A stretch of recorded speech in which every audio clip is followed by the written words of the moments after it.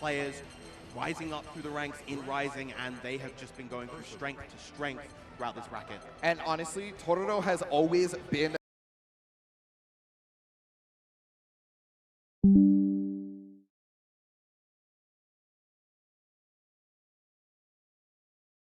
the bridesmaid except for Game Special Cup, right? Yes. Except for that one tournament, Tororo has either been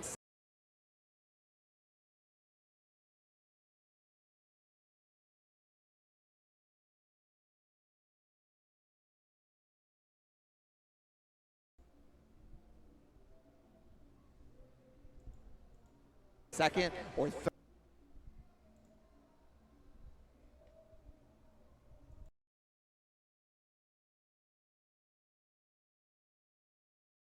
third over and over.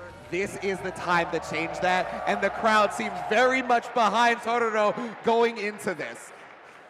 Yeah, Tororo clearly a man of the people, the man trying to please the crowd and just make use of both Percival and the Siegfried to an incredibly high level. We've been seeing him throughout the bracket, and in fact, he's the only player so far in this bracket that has yet to drop a single game. Yep, we were talking about a top 24 with my man's Maverick. Maverick and I were talking about how Tororo, honestly, the only person that looked like they couldn't even break a sweat.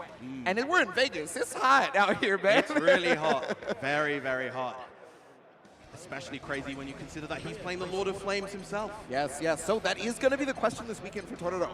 What matchups are we going to see either Percival or Siegfried, right? And so we already look like we got a hover, and I think you got to be excited about this one, Vera, because it is the Dragon Knight. It is the Lord of Flames. We do have Percival versus Beatrix. The iconic blue Percival. Now, I know that Tororo has been practicing this matchup against a lot of the Japanese Beatrixes time and time again to feel as comfortable and acquainted with the character as possible. He wants to learn as much as he can, a true student of the game. So let's see how he deals with this here. Our first set of EVO 2024, top 6. Can we make some noise? All right, so a big thing they're going to be watching out for. Despite the nerfs to Beatrix, this character still does a great amount of damage, still has the ability to get in despite her stubby normals, thanks to things like riding free, right? And there's still more moves. It's not just riding free then. So Tororo really is going to have to watch out for that. This character, again, despite the fact that she got nerfed, she's not going anywhere.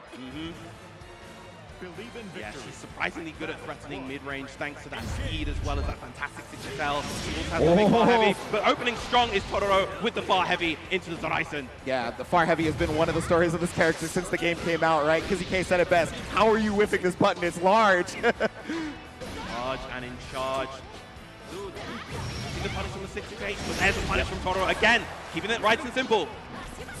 Yeah, great spacing right there, too, for Tororo, getting away from the sweep of 5H. Yeah, going for the trauma rise stacks as quickly as possible, right? But remember now, the throw, hey, got the raging strike. It's going to go for full damage. Yeah, probably going to dump all 3. Is this going to be enough to get the KO? Even with the Zoraisen, not quite enough.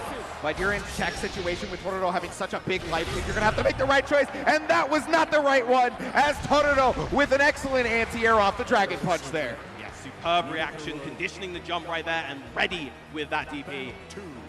Tororo looking very comfortable and strong in this first round. They get the 5.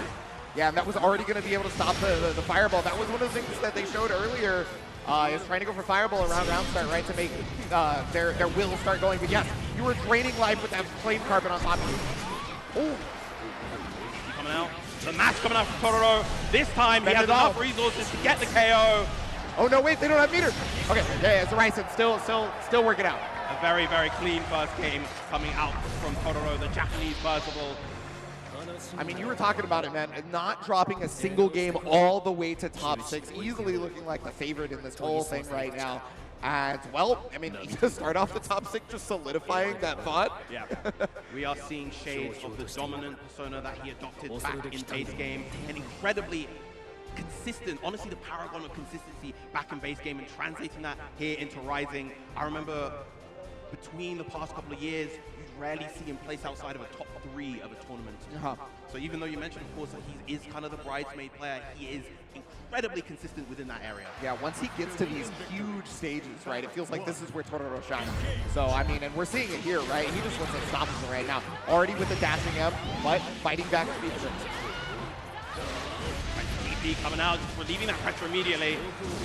Next first throw landed from Tororo. Yeah, not something that the Tororo has gone to just yet, right? So you're not really thinking about it. And also, you know, wake up TP, right? Not something that Tororo has had to go to. Has been on offense basically the entire time. You don't even think that you have to know the defensive options, and you guess wrong! Big bait, and there's the Flame Carpet once again, but the Thunderbirds to relieve that pressure. Yeah, Thunderbird, another excellent way for Beatrix to get plus range, but not gonna matter as Tororo fighting defensively incredibly well, and already looking like set point here. Tororo's defense throughout this entire bracket has been one of the shining points of his gameplay, and we're seeing that even in this set. Again, beautiful stuff with the bar heavy into the horizon. You cannot whiff punish versus this character because he will destroy you for it. The amount of damage that he can get out of straight hits is very important to note. And Flame Carpet, oh no, just got the hit. Steel wall, no, too far to get the DP. Once again, Tororo looking so comfortable right now. It's pretty much playing at the perfect spacing. You have to note the spacing specifically that Tororo is playing at, right? We talked about the stubby normals, but there's the Thunderbird. That's going to allow Beatrix to get in, but fighting right back. There it is, right into the Raging Strike, and Tororo taking it utterly clean. Still has yet to drop a game, advancing all the way to winners finals.